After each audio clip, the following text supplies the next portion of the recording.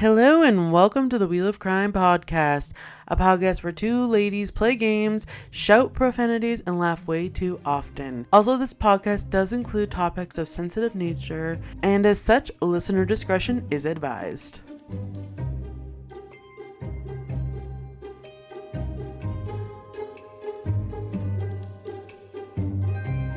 Hello, and welcome back to the Wheel of Crime podcast.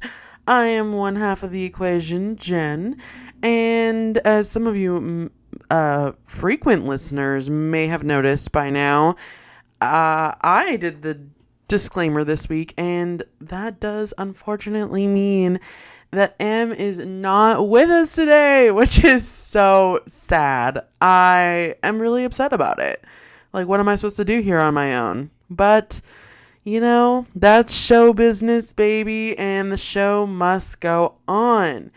Now, if you have been listening this October, we have been promoting the heck out of the fact that we will be doing a Listener Stories episode today on Halloween, All Hallows Eve. Ugh, I know. But I can't do it without Em. You know, I really feel like it's just not right to do it without her. It's one of our favorite types of episodes to record together. So I'm going to do something in the spirit of that, but a little different. And I'm going to read you some very, very extra spooky Reddit stories today. So you kind of get that, real life person perspective. But we will save our listener story episode for another day. We will be doing a extra long, extra special listener story episode once Emily returns, because obviously. So if you haven't gotten one of your stories in yet, now is the time. You've got a little bit of extra time to do so. But without further ado, let's get into our extra spooky All Hallows Eve Reddit stories. Ooh. So this one comes from a user called Local LN Activists, and they're talking about the topic of discussion on this thread was the craziest true crime stories from your hometown. And this user says, someone murdered the owner of a shoe shop in an apartment robbery attempt. 20 years later, we found out it was his wife and her boyfriend. The boyfriend was a cop assigned to investigate the murder. When he responded to the reported murder, he realized that the shotgun he'd used to commit the murder and left at the scene might be traced to him. One of the first things he did was grab the shotgun and hide it under a parked car. He came back to get it once all the other cops had left. The whole story came out decades later. The wife moved to Florida and remarried. During a fight with her husband, she threatened to have him murdered. Saying she'd done it before, her husband took the threat seriously and looked into it. Once he realized she'd been married before and her husband had been murdered, he went to the cops. It took about 10 minutes for her to cave and give in to the cop. Which, oh my God, drama. That's actually crazy because people have this really weird affinity for when they do a crime, almost wanting to out themselves, which I've never understood genuinely. So literally no words, because what do you mean? Like, literally, what do you mean? I don't understand if you're trying to get away with something, girl, just shut your freaking mouth. Like, why are we doing this? Literally, why? All right, and we have another one from this thread from user subject_reception681, and they said, I don't know if it's the craziest, but it tangibly involves me, so I remember it the most. One day I was working the night shift at a small 24-hour restaurant. I rode my motorcycle to work, which was brand new to me. I hear what sounded like a honking noise, so I look outside but didn't see anything. I sat there watching TV for an hour, we were slow, and then we got up to go to the restroom. I look outside and there was a guy sitting on a motorcycle right next to mine, also on a motorcycle. I couldn't initially see him when he honked because of the angle I was sitting at. I realized that he was the honking noise I heard about an hour ago. I walked outside and this guy was just sitting on his bike, helmet on and everything. I thought to myself, what the fuck? You've been sitting here for an hour just waiting for me to come outside and your helmet was on the entire time? Just staring at the wall of this building for an hour? Very weird. I agree, Reddit user. That is very freaking weird. I approach the guy and he introduces himself and he goes on about how he just noticed my motorcycle and wanted to see if I was interested in riding with him and his buddies sometime. I strongly suspected he was on drugs, so I told him I'd have to pass. Guy gave me serial killer vibes. Literally a week later, I'm reading the newspaper and there's a story of a guy who got into a fight with his drug dealer and ended up accidentally killing the drug dealer's pregnant girlfriend. How the fuck is that an accident? That's crazy. That's actually crazy. It was the same dude who I met on the motorcycle just a few days prior. Basically, the motorcycle dude owed his drug dealer money. They were actually neighbors. Drug dealer sees him in his yard and demands to be paid. Motorcycle dude runs inside and grabs a gun. Dealer's girlfriend overhears the commotion and tries to break it up. She put herself between the motorcycle guy and the drug dealer, and the motorcycle guy shoots both the girl and the dealer. Girl tragically dies. Really tragic because she was pregnant. Dealer was shot in the legs and is now paralyzed from the waist down. Holy shit. Sad because it's a fairly small town. I actually used to play pickup basketball with the drug dealer and had no clue he was a dealer. Was actually a really kind, handsome guy. I mean, I feel like a lot of them are because that's how they charm you into buying their wares, no? The whole thing gives me the creeps because not only did I meet the killer just a few days prior, but my spidey senses had told me something was seriously off about him. The killing also happened about 3 blocks from my parents' house. The one thing that gives me solace is that it seemed like more a heat of the moment killing than an actual serial killer. But all I could keep thinking was, thank God something told me not to make friends with this guy. Honestly, though, that's very valid. I feel like trusting your intuition in those situations, you can usually tell when something's off about someone and when they're just like, it's like not a good vibe. So kudos to you for actually listening to your instincts, because I feel like sometimes that's hard to do, especially when people are standing right in front of you and kind of confronting you with like, oh, do this now. But yeah, we'll do one more from this particular thread of hometown crimes, and this one's from user NateDogTX. And they said, not technically my hometown, but I've been here longer than I was in my hometown. All right, fair enough.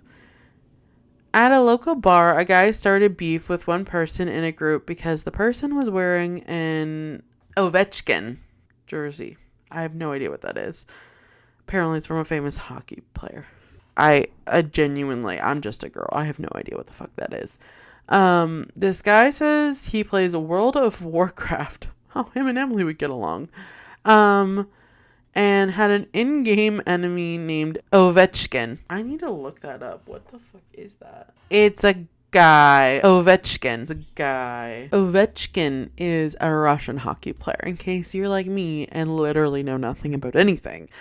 So, he has an in-game enemy named Ovechkin and wants to fight this guy now in real life. Guy in the jersey says, I don't even know what World of Warcraft is. I don't play video games. I'm a hockey fan. Group tells Warcraft guy to get lost. He curses at the group but backs off. Warcraft guy hangs around the bar, mean mugging the friend group. When the bar closes, 2 of the friend group are throwing a football in the parking lot. Whoa. That's too much even for me. And I grew up in a little hick town. So, geez, I can only imagine where you are. And the strange guy is there too, watching them. The friend in the Ovechkin jersey leaves, so only one of the friend group is still there. He starts to text his girlfriend that he'll be home soon. The text was never sent. Oh no, that's not good. That's never a good sign. That is literally never a good sign. Oh no. I don't like where this is going. Within an hour, the manager of a different bar finds the victim near death. No! Shot in the head in his truck, still in the bar parking lot. There's a single .40 caliber shell casing near the back tire of the victim's truck. EMS gets him to the hospital where he dies. Oh my god. Friends tell the cops about the weird guy and they figure out who he is based on his bar tab, which he paid with a credit card. Cops go to the suspect's job that morning. He admits being at the bar but denies any altercation took place, and he says he left at closing time 2 a.m. Cops know from surveillance footage that he did not leave the parking lot until after 2:30 a.m. Cops ask if he has a gun. They already know from interviewing his wife that he keeps a gun in his truck. Oh god, it's not looking good for this guy. And cops ask permission to take his pistol so they can rule it out. Since it is the same caliber as the murder weapon, he agrees. Initial tests show the gun is likely the murder weapon. They arrest him that evening. He lawyers up. Further ballistics tests later prove his gun ejected the shell casing found at the scene. His gun is definitely the murder weapon. He is eventually convicted of murder and sentenced to life in prison. Killer has never publicly stated any motive or reasonable explanation. His lawyers at trial put on no defense, saying only that the prosecution didn't prove their case because they didn't demonstrate a motive. Jury came back with a guilty verdict in less than an hour. In the sentencing phase, the jury chose the maximum penalty, life in prison. Deliberations in that phase took only a few minutes. Christopher Schmetzar will be eligible for parole in 2039. His victim, William Rufus Stevens Jr., is gone forever. Rufus was not the guy in the Ovechkin jersey. As far as anyone knows, the killer and Rufus never even spoke to one another. Rufus was shot while seated in his truck, typing on his phone. He likely never even saw the killer pointing the gun at him. Oh my god, that's so sad. That is so genuinely heartbreaking. I hate stories like that where it's just so random and there's no great explanation. Like, I feel like I personally need like a reason. I hate when there's no motive like ever found because I need an explanation. Like, I hate not having the answer to why a person would do something like that. And I feel like it makes it extra sad for the family because they never get to know either why their loved one was taken from them. Oh, I hate that. Let's do some paranormal stories because this is, after all, Hallows Eve. So this is from a deleted account, so I don't have a username to credit to this, but they say, lived in an old 2-bedroom, 3-story walk-up for a time in my early 20s in Toronto. Oh, hey, fellow Canadian. For a few days after moving in, my roommate Mike chides me in the morning for banging on the wall that separated our bedrooms and pacing back and forth across the apartment at night. We just agreed he must have been dreaming or it was sounds from other apartments as I had done no such thing. Oh god, I already hate where this is going. We agreed that it must have been nothing and left it at that, but this became a regular nightly occurrence. Shortly thereafter, I started noticing at certain times in my own bedroom the cloying smell of cheap women's perfume mixed with a damp, musty smell. Oh. Imagine an old person's clothes left on a damp, musty basement floor near a litter box that wasn't being changed often enough, and you get the idea. Yep, totally get the idea, and I hate that for you. Genuinely hate that for you. What made it even weirder is that I would be filled with a sudden horrible sense of foreboding a few moments before the smell would begin. Yeah, again, that intuition of something here is not right, usually correct. Going out on a limb saying your intuition is usually correct. Mike flaked out and left only 4 months into our 1-year lease. Honestly, though, good for Mike. Mike is a smart man.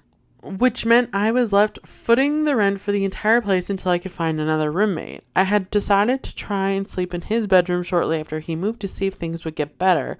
The first night I slept in his former room, I had an incredibly detailed and realistic nightmare of myself standing in the dimly lit bathroom of the apartment and cutting my own face with a large shard of grass while staring into the broken bathroom mirror. It was only broken in the dream. Okay, Mike's room is more haunted than yours. That's my opinion. Soon after that, I started to hear the loud bangs at night and the flushing of the toilet in the bathroom. Several times, the hot water in the bathtub turned on full blast in the middle of the night. One of the freakier things that happened not too long before I moved is the time I was woken up by the TV blaring Poltergeist on City TV at about 2 in the morning. At the time, the channel would always play movies late at night, but the fact that the one time my analog TV, turn a knob to change the channel or the volume, pull a knob to turn it on, turned on by itself at full blast, was the time a movie like Poltergeist was playing. Ooh, I do not like it. That's so fucking spooky. I was trying to see if there was a update, but no. So I think that they just moved out, which honestly, great call for them. All right. Next story is from a user called Flublord. Gotta love Reddit, right? Anyways, username aside, they say, I lived in a haunted apartment. It was 2 rooms, but one of the rooms was locked and I didn't have the key. So I only had one small room as a kitchen, dining room, and bedroom, and a screened-in porch. There were 2 especially freaky events. One night, my girlfriend slept over and she woke up in the middle of the night and she saw the bathroom door and a shadowy figure standing in the bathroom, staring at her. The bathroom was right across from the locked room. Another time, I was jerked awake by the fire alarm going off, just blaring. But when I went to unplug it, the alarm stopped and no other alarm in the building was going off. A lot of things that happened could have just been my neighbors, but the way they happened was, well, weird. I would hear knocking. It sounded like someone tapping on a spoon on a counter coming from the downstairs apartment. It could have been my neighbor, but I'm not sure why she would do that every couple of minutes for hours on end or in the middle of the night. I would also hear knocking on the walls. It sounded like someone tapping their way up the wall like they were looking for a stud. I would also hear this weird moaning/howling that I couldn't trace to the source of. Again, it could have been a neighbor's dog, but it didn't sound like it was coming from her apartment. The apartment across from me had 3 tenants in a year. I think it was because just as or more haunted than mine. I had, I think, a unique way of coping. I named the ghost Pete, after a previous tenant's mail I would get from time to time, and I tried talking to him, basically treating him more like a roommate I wasn't friends with. My girlfriend was much more freaked out by the situation than me and basically stopped coming over after a few months, so I wasn't there much anyway. When I was, I felt talking to Pete made the atmosphere of the whole place much more friendly. I also left out a sheet of paper with Pete's notes written on it and told him if he had any problems just to write them down. I still don't know if I believe in ghosts, though I find the supernatural fascinating. But the experience did push me closer to the science doesn't know everything about the universe camp. Honestly, I'm with your girlfriend on this one. Like, that's just freaky. But also I'm in the camp of maybe you just have really shitty neighbors, my guy. Like, truly, as someone who's lived in apartments for a long time, I've been living in apartments since 2015. So 10 years ago.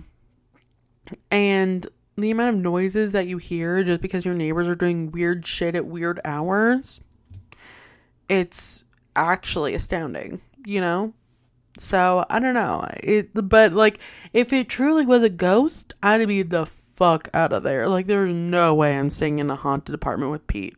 And I do not want him writing down his problems for me. That would be my final straw, I swear to God. User Toff-Corey says, this happened when I was 17. When I was still living at my childhood home, I was sneaking out late at night to meet some friends. I went through the back door of my house, and as I turned to face the door, I could just feel someone watching me. I thought I was busted. I turned to look at who had caught me, and I saw a totally monochrome figure. The hair was completely black, like blacker than black. Her face was like a static, washed over white gray, and she was wearing a dress that was in between the two colors. No facial features, just a silhouette of a young girl facing me. I reached for the door as fast as I could, but when I went to shut it, closed very quickly on me. I bolted through my yard and onto the street, and I couldn't shake the feeling I was being followed. I stayed at my friend's that night. Soon after this happened, I was up late with my mom watching a movie. My dad had just passed away. We finished our movie and said goodnight after turning the TV stereo receiver and the DVD player, all with their own remotes, off. After a short amount of time in bed, I am jarred awake by the sound of static with the speakers cranked up on the TV with no input. My mom and I meet in the hallway, surprised to see we had both been awakened to an empty house. A few years ago, when I was 23-ish and graduated from college, I finally told my family about the first occurrence. Before I'm able to finish my description of the ghost, she finishes for me, telling me her and her friend used to see a little girl in our backyard playing in a sundress. She said that she looked maybe 12. Our neighbor, who was the original owner, shared a story with us about the family that originally bought the house after it was built. It was a young family whose daughter passed away from leukemia. She would have been about the right age. Looking back, the girl wasn't scary or harmful. My sister and I had the same impression. To this day, I believe what we saw, and we haven't seen anything like it ever since. And they do have an update. They say, edit, I also want to say that my dog used to scare the crap out of me because he would randomly stare down the hallway to my sister's room and he would growl with his hair on end. It would always freak me out, and I never connected the two until sometime after seeing the ghost or whatever it may have been. That is so fucking spooky. Like, I don't know. And that's also a weird description of a ghost. That's a first for me. I have never heard of like a monochromatic figure like that, you know, because I feel like most people see ghosts, it's like takes some sort of like human figure with like, you know, facial features or like someone who could have been in the past. So that's interesting. All right, we're going to do one more,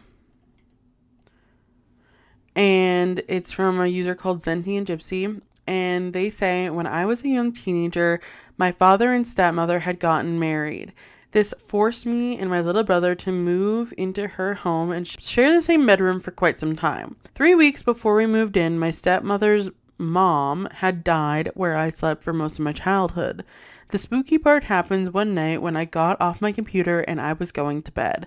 I had laid there for maybe 10 minutes when I had heard scratching at my closet door. I figured it was a mouse and went to sleep. Girl, if it was a mouse, I would have been way more scared and I would not have been sleeping in that room, let me tell you. I go to get dressed in the morning and open my closet door to see a very, very long scratches down the inside of the door. Like deep scratches. It wasn't in one area. It was like a wavy from top of the door to the bottom. Both hands. 10 lines. That's the scariest thing that's ever happened to me. Well, that's horrific. And I hope you never slept in that room ever again, frankly. And you burned the closet to the ground. Because that's surely what I would have done. But that brings us to an end of this super spooky Halloween episode. I know it's a little different than what we had originally planned for you guys, but I am sure Emily will be back soon, and then we will work on getting together an extra long, extra amazing listener stories episode together for you guys. You can follow us on Facebook, Instagram, TikTok, and X at Wheel of Crime. You can send us an email to wheelofcrime@gmail.com for all of your deep thoughts and feelings or anything you have to say. You can also find us over on Patreon at Wheel of Crime. And of course, we do have our website, wheelofcrime.com, and we have our Google Doc form open. It's linked in all of our socials, and that's how you can submit your very own listener's story, any spooky, true crime, paranormal, unusual experience that you want to share to the show. Submit that there on the Google Doc.